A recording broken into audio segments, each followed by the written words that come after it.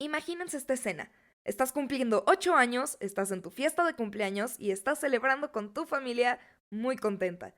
De repente se acerca tu bisabuela a darte tu regalo de cumpleaños y resulta que son 2 libros. Uno de ellos, la verdad, no te acuerdas muy bien, pero el segundo, wow, el segundo cómo te marcó. Resulta que lo abres y en la portada ves un cuate semidesnudo. Ahora, espérenme, no se me adelanten. Antes de que cancelen a mi abuela, déjenme terminar la idea, por favor. Resulta que este cuate semidesnudo está cubierto de una toga o una sábana multicolor. Está sentado en un trono y tiene un rayo en la mano derecha. Para mi pequeñita mente, eso fue suficiente para clavarme con la mitología grecorromana. Y fue gracias a ese libro que hoy estoy tan retorcida y enamorada de estas historias al punto que le estoy hablando a una pared y estoy sentada enfrente de un micrófono. Porque sí, hoy quiero compartirlas con ustedes. Así que sean bienvenidas y bienvenidos y gracias por acompañarme a esta aventura en la que me siento en un rincón de mi cuarto para hablar de pésimos papás que se comen a sus hijos, de un monstruo que le crecen 2 cabezas cada que le cortas una y, ¿por qué no? No nos puede faltar el drama, amores fallidos que terminan en plantas. Me imagino que estás ahí detrás de tu dispositivo o el volante, yo qué sé, y yo estoy aquí frente a un micrófono sola y nos encontramos unidos a pesar de la distancia por una pasión desbordante por la mitología grecorromana. O tal vez no, tal vez nada más estoy exagerando y quieres escuchar historias locas. Tal vez nada más eres morbosa y te da curiosidad, yo qué sé. El punto es que... Hola. Esta será una travesía conjunta. Vamos a explorar, recontar y analizar relatos ancestrales desde una perspectiva contemporánea, pero antes que todo eso, déjenme les cuento un secreto. A pesar de tantos años de lectura, no tengo todas las respuestas. Mis pronunciaciones son cuestionables, se me lengua la traba un montón, y mi análisis es subjetivo, eso que ni qué. Pero lo que te prometo, lo que les prometo, es que mi entusiasmo y mi pasión son 100% genuinas. Estoy aquí porque estas historias realmente me fascinan, me vuelven loca, y quiero compartir esa fascinación con ustedes. Me toca presentarme. Yo soy Nix. Seré su mitonerda de confianza, si así lo prefieren. Y si son tan mitonerdas como yo, sabrán que en este mundo hay muchas cosas que están lejos de la moral del día de hoy. Bastante cuestionables. Así que hablemos un poquito de ello.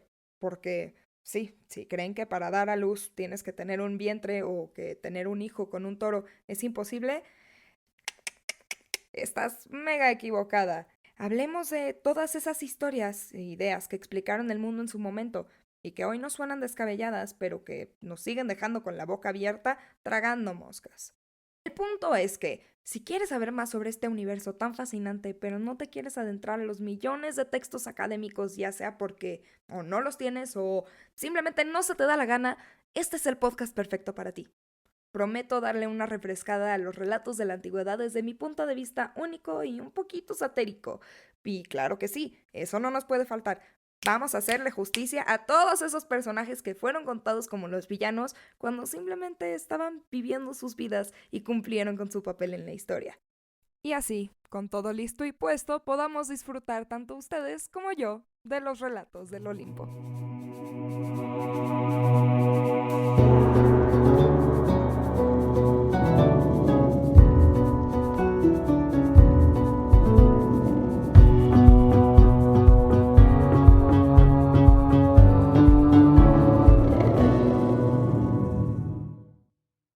Episodio 1. Hablemos de paranoia parental y devorar hijos. Pero antes de empezar, quiero dejar 2 cosas bien claras para que podamos estar todas las personas en una misma página. La primera es que este será un espacio dedicado a una perspectiva puramente mitológica, aunque tocaremos varios temas que están relacionados con tales mitos, desde las referencias en la cultura pop hasta las raíces de nuestra sociedad, cuestiones estructurales y de vez en cuando algunas cosas de religión. Para mí, las historias mitológicas, siendo honestas, son simplemente eso. Son personajes e historias. Son relatos fascinantes que han perdurado a lo largo del tiempo y que nos permiten explorar los valores, creencias y enseñanzas del antiguo mundo, que, pues, Grecia y Roma al final del día son la fundación de nuestro mundo occidental. Y partiendo de ahí, pues sería importante definir qué es la mitología, aunque que aquí tal vez me estoy metiendo solita el pie porque no hay una sola definición de qué es mitología. Es un concepto que parece que todo mundo conoce, pero es muy complejo de definir. Digo, ¿ustedes qué creen? ¿Que se refiere a algo que es verdad o algo que es mentira? Muchas veces he escuchado de gente que dice que es como la fanfic de la religión. Sí, se le puede decir de alguna manera, sí. ¿Ustedes creen que es universal, es particular, sigue vigente, es algo primordial de lo que significa ser humano o es algo, un concepto que ya expiró? Yo no soy quien para decirles qué cualidades o no tomar. Lo que sí te puedo decir es que mitología como tal es uno de esos conceptos e ideas valiosas en las que las culturas usaban para más o menos explicar algo y que hay varias definiciones. Funciona como una especie de...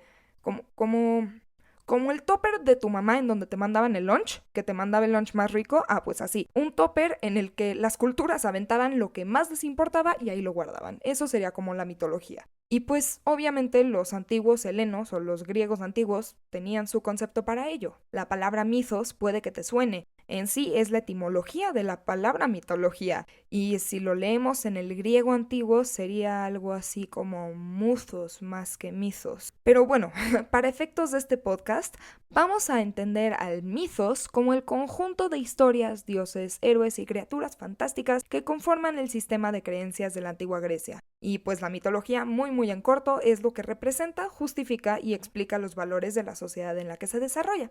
Y esto lo van a hacer de varias maneras. A través de los dioses van a representar virtudes y los héroes no son nada más unos cuates que se van ahí a pelear a lo menso, a jugar espaditas, sino que son un ejemplo de conducta sobre lo que está bien y lo que está mal. A través de todas estas historias vamos a ver quién tiene el poder, quién es superior.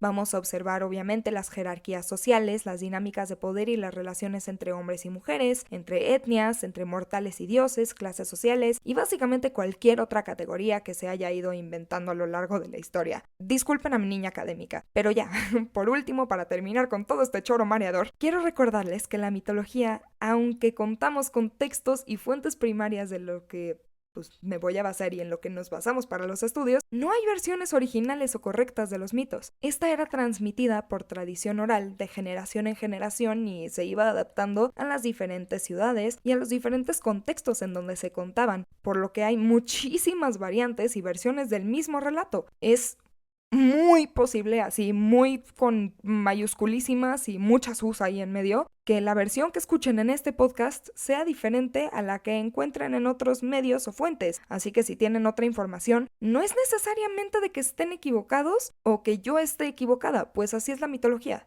Y podemos empezar con la primera lección, mitología 0.1, todo es un desmadre. Pero ahora sí, ya que quedó claro, espero, vámonos con el primer mito.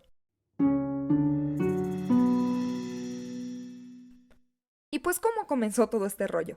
La mitología y las culturas tienen una larga tradición de contar historias sobre la creación del mundo, y obviamente la mitología griega y romana no van a salirse de esto. Esto sería la cosmogonía, y para entenderla es recomendable adentrarnos en el principio de todo. Este es el caos primordial. Según Hesíodo y su teogonía, al inicio no existía nada más que el caos, un vacío inmenso y oscuro que no tenía ni forma ni límites. Y a partir de este caos surgieron las primeras tres deidades: Gaia, la tierra, la madre tierra y toda esa idea que conocemos; Eros, que es el amor primordial; y el Tártaro, la parte más espantosa del inframundo, el lugar del eterno castigo y sufrimiento. Entre estas cabe mencionar que no solo eran personajes, sino que cosas en sí. Gaia literalmente es la tierra y el Tártaro no es solo la parte más profunda del inframundo, sino que una especie de deidad conciencia espantosa. Y conforme va avanzando la historia, muy entre comillas porque todo es un desastre, podemos notar que las deidades dejan de ser menos concepto cosa y pasan a ser más humanizados, es decir, más persona. Siguiendo a Gaia, ella dio vida a las montañas y a las diosas que las habitaron, las famosas ninfas. También gestó a Ponto, que es el océano, y a un compañero, al cielo estrellado, Urano. Resulta que entre estos dos, Gaia y Urano, había una química ahí medio interesantísima que resultó en nada más y nada menos que 6 hijos y 6 hijas. Háganme un favor e imagínense un horizonte. Gaia estaba siempre recostada y sobre ella se encontraba constantemente Urano. Si Gaia es la Tierra literalmente, Urano es el cielo de la misma manera, de la misma proporción. Entonces, si piensan en ellos, pueden pensar en, bueno, pueden ver este horizonte y en donde acaba la Tierra, luego así, no hay ni un milímetro de diferencia y termina la Tierra y empieza el cielo. Y pues a eso mismo se refiere este relato. Es una explicación basada en lo que veían. Pero pues bueno, estos 12 hijos conformaron la generación de los titanes. Y además dio a luz a otras criaturas que tenían mucho de algo o no suficiente. Crearon a los primeros 3 cíclopes, que eran estos gigantes de un solo ojo, y por último estaban los hecatónquiros, que si a los cíclopes les faltaba un ojo, a los hecatónquiros les sobraban cabezas y brazos. De sus hombros nacían 50 cabezas y 100 brazos deformes que albergaban una fuerza realmente catastrófica. Para el caso, estos últimos, o sea, los cíclopes y los hecatónquiros, estaban bastante feitos para el gusto tan sofisticado de su padre Urano, así que los mandó al Tártaro. Que hijos espantosos merecen vidas espantosas en lugares espantosos, según él, pero pues esa idea no va mucho conmigo.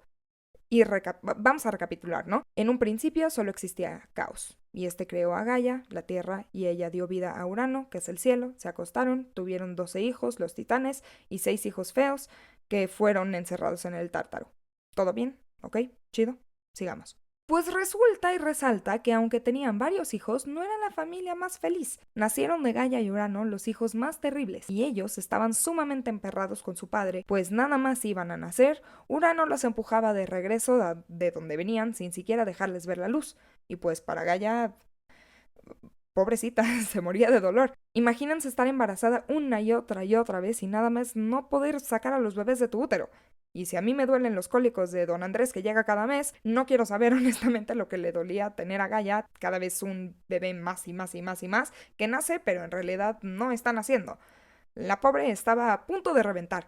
Se quejaba y se quejaba, pero Urano le valía goma, seguía queriendo uranitos y gallaitas, y así hasta que, harta del dolor y mega enojada con el trato que le estaba dando a sus hijos y los patitos feos, forjó un hoz, que es este cuchillo con forma de C que se usa para la agricultura, y reunió a sus hijos titanes y les explicó el plan perfecto. Les iba a pasar el cuchillo discretamente y cuando llegara su padre a acostarse con ella, debían agarrarlo de sus partes nobles y cortárselas para que así se retire, ya sea o del dolor o de la sorpresa. No importaba, el punto es de que se alejara y pudieran salir los titanes. Y de paso les pidió que liberaran a sus hermanos del Tártaro. Pero nadie le contestó. Por más que lo odiaran, le tenían pavor. Todos se quedaron callados, menos uno, el más joven, el más poderoso y el llamado de mente retorcida, Cronos. Tenía cero piedad y se encontraba lleno de venganza. Así que cuando Urano llegó ansioso de amor a extenderse por todas partes y bailar la bachata horizontal, Cronos puso a andar su plan. Se escondió en un rincón y esperó pacientemente a que Urano tomara su lugar. Y una vez que vio la oportunidad, tomó las partes de su padre con la mano izquierda y, armado con la hoz en la derecha, lo castró. Dato curioso, en muchas culturas del mundo, dar la mano izquierda se considera de mala suerte, y esta creencia se origina en la antigua tradición de asociar la mano derecha con la pureza y la habilidad, mientras que la izquierda se consideraba impura o menos hábil, y pues la griega no es la excepción. Es de este mito que se considera que a la izquierda es un mal presagio, o al menos así se consideraba en la antigüedad. Hoy en día no estoy tan segura. Pero bueno, regresando al mito. Después de que Cronos le cortara la energía a su papá, lanzó los cables a la intemperie, y de ellos salpicaron las gotas de sangre sobre la madre tierra. Al año del suceso nacieron los gigantes, las ninfas protectoras de los árboles que se llaman Melias y las poderosas Erinias, que son una clase de guardianas de la divina justicia. Cuando alguien comete un crimen grave y se escapa del castigo merecido, éstas entran en acción. Estas fregonas serían como las chicas superpoderosas de la mitología griega. A veces tenían serpientes en la cabeza, ojos inyectados en sangre y alas negras para agregarle un toque de misterio. Bueno, serían como las chicas superpoderosas, versión Halloween. Pero sí, unas tremendas. Y, o sea, realmente son unas perronas. Sus nombres eran Alecto, conocida como la Implacable, era encargada de perseguir y castigar a los asesinos. Tisífone, que era la vengadora de los crímenes, se encargaba de castigar a los crímenes de sangre y las violaciones. Y Mellera, o Mellera, era conocida como la envidiosa, que se encargaba de castigar a la infidelidad, la traición y los actos de crueldad. En cuanto a los genitales en sí, regresando a Urano, estos cayeron en el mar y navegaron de Citera a Chipre, en donde se formó una espuma blanca, y en medio de ella nació una bella doncella. Salió del mar la bella y majestuosa diosa. Afrodita la llamaron dioses y hombres por igual, pues su nombre indica su etimología, que es regalo de la espuma, y desde un principio la acompañaron el amor y el deseo sexual, Eros e Hímero. Desde entonces se llevó la atención entre inmortales y mortales. Hablamos de la diosa de la belleza, sonrisas, engaños, placer, amor y toda esa dulzura.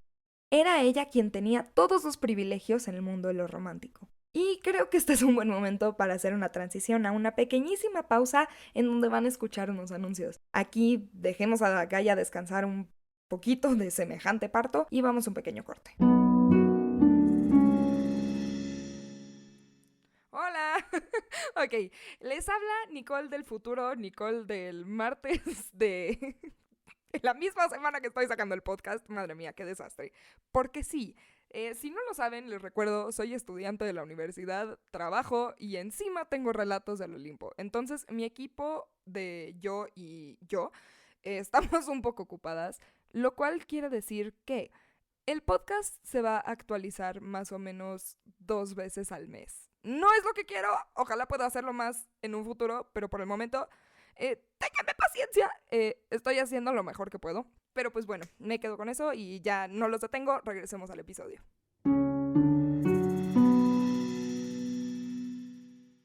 Como les conté, esta generación se les llamó titanes, y bajo el liderazgo de Cronos fue que pudieron por fin destronar al tirano de Urano. Pero antes de que éste los deje por la paz, los maldijo creando una de las primeras profecías en la mitología griega. Por su terrible actuar, tendrían su merecido castigo. Tal como a él, uno de sus hijos lo traicionaría y lo sacaría del plano. Pero esto no lo frenó, ¿no? Salieron de la tierra y liberaron a sus hermanos feos. Y Gaia por fin estaba contenta. Todos sus hijos eran libres. Hasta que Cronos los volvió a ver y se dio cuenta que efectivamente sí estaban muy espantosos y los volvió a meter al tártaro. Además de que pues estos estaban bien fuertotes y su paranoia lo hizo pensar que también podían destronarlo. Y pues en ese momento Cronos tomó a Rea como su esposa y agradecido porque era infértil, nunca tuvo hijos y siguió gobernando por el resto de la eternidad. Y fin. Buenas noches.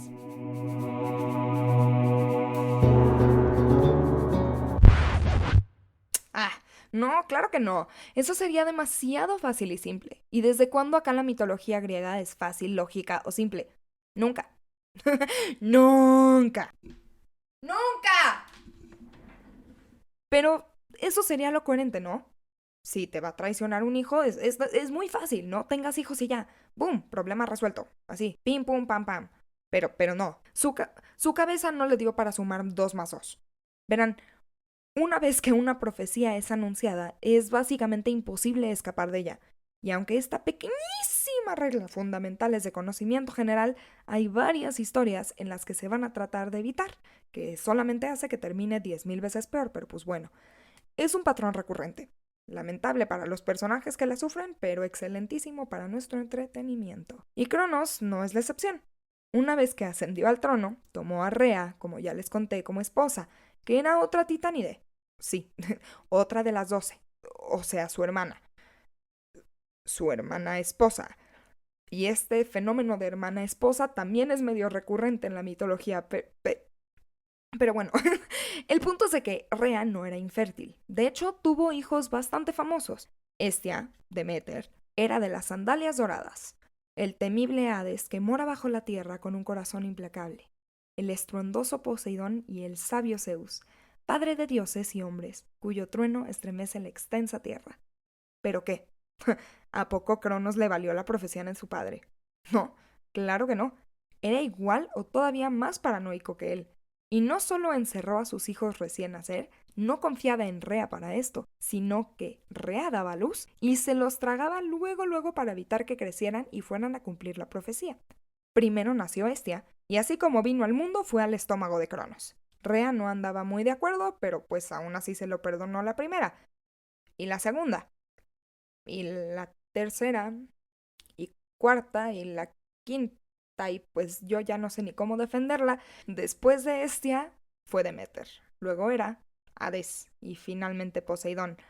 Y ya para el sexto embarazo, como que ya estaba muy harta de que su esposo se tragara a sus hijos como papitas, que otra vez digo, si tardas 5 hijos en querer frenar las prácticas caníbales de tu esposo, pues tampoco es de que te vayas a ganar el premio a la mamá del año, ¿no? Pero pues digo, tratemos de pensarlo, Rea no tenía poder ni autonomía, ni podía tomar las decisiones, pero bueno, esa es una discusión para otro momento. El punto es de que para el sexto hijo ya le quiso poner un estate quieto, pero Cronos se rehusaba para dejar libre al próximo bebé, así que Rea, que no era mensa, decidió crear un plan para salvar al último. Cuando estuvo a punto de parir, suplicó a su mamá Gaia y a su padre Urano que le ayudaran a esconder al último hijo y así vengar la traición del demente retorcida y los hijos que se tragó.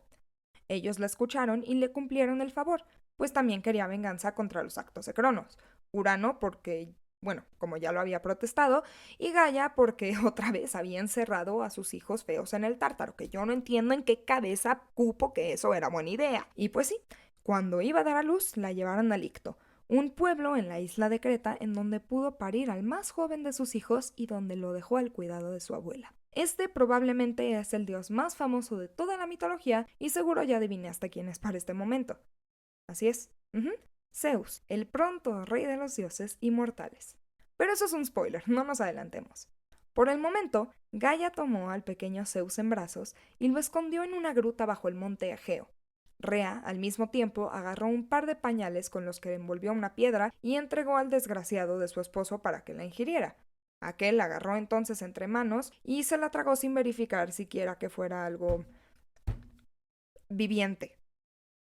Muy brillante, pues no. Pero fue gracias a este engaño que Zeus pudo crecer amamantado por una cabra y criado por unas ninfas. Y se cuenta que cuando éste lloraba, los curetes, que eran como una especie de geniecillos daimones, se ponían de acuerdo para poder hacer ruido con sus armas y esconder el llanto de Zeus de su padre. Y yo me pregunto si estos estruendos no habrían hecho que el chamaco llorara más, o si no llamaban más la atención de Cronos, pero pues el punto es de que al parecer sirvió. Y pues sí. Después, Metis le dio una poción en la que mezcló con la bebida dulce que le dio a su padre, y una vez que ésta se la tomó, comenzó a vomitar, que no les quiero ni dar imágenes gráficas. El punto es de que empezó a devolver todo lo que había en su estómago, en el mismo orden en el que lo había ingerido. No, les estoy mintiendo, en el orden contrario en el que lo había ingerido. Entonces, si lo último que ingirió fue la piedra, lo primero que devolvió fue la piedra. Y así, después vino Poseidón, después Hades, después Hera, Demeter y finalmente Hestia, que por eso es de que se le conoce la más grande y la más pequeña. El punto es de que salieron ilesos y creciditos, porque aunque se los había comido su papá, seguían vivos y creciendo. Y para este punto, estos 5 ya eran adultos, y en gratitud le pidieron a su hermano pequeño que los liderara en una guerra contra los titanes. Esta siguiente generación se le llamaría los Olímpicos, pues moraron en el monte Olimpo. Y con estos ya liberados, digamos que se formó el equipo de Vengadores de la mitología griega, el equipo que vendría a cambiar todo de una vez por todas. Los cíclopes y los hecatónquiros seguían encerrados bajo tierra, y fue así que comenzó la guerra que por fin daría la victoria a Zeus y a sus hermanos, la guerra denominada como la Titanomaquia. Esta duraría 10 años y en el transcurso aparecerían otras deidades que ya conocemos como Atenea, Hefesto y Ares. Después por fin aparecerán los primeros humanos y la famosa Pandora y su bendita caja inexistente. Nacerá el padre de todos los monstruos, Tifón, y más adelante llegará al plano el ilustre Hermes, así como Dionisio Borrachín y los gemelos Apolo y Artemisa. En fin, lo que trato de decir es que todavía nos falta un montón de explorar y que estos personajes que tanto amamos vienen de una larga cadena de historias que es imposible cubrir en un solo episodio. Tan solo esto es una pizquita del principio. Podríamos decir incluso que esta no es solo una historia antigua dentro de las primeras fuentes escritas que tenemos de la mitología, sino que es literalmente una de las más viejas dentro de la mitología en sí. Es como la mitología de la mitología. Y para nada planeo parar de contar estas historias, pero quiero dedicarle el tiempo a cada una para que tú y yo, para que ustedes y yo, podamos saborear hasta la última gota de néctar que ofrece cada una. Así que mis queridísimas nitonerdas, llegamos al final del primer episodio de Relatos del Olimpo. Espero que hayan disfrutado de este viaje entre la Tierra y pésimos papás. Este relato nos muestra que el poder y la ambición es parte de nuestra naturaleza y que esta, de no ser controlada, puede ser catastrófica, que entre el bien y el mal hay millones de matices. No se puede hablar de una pureza moral, pues esta danza entre lo blanco y negro es lo que hace que nuestras vidas sean emocionantes y dignas de ser contadas y apreciadas por los siglos. No importa si eres mortal o deidad, la perfección, la pureza y la mera maldad no son posibles de concentrar en un solo ser. Pero bueno, estoy súper emocionada de lo que viene en los próximos episodios. Mil gracias por estar aquí. Espero que me sigan acompañando, ya sea que estés escuchando el día que este episodio salió o en unos años que esto continuó. Yo espero. Pero pues sí. Les recuerdo, yo soy Nix, tu mitonerda de confianza, y si Cronos no me traga, nos estamos escuchando a la próxima. Bye.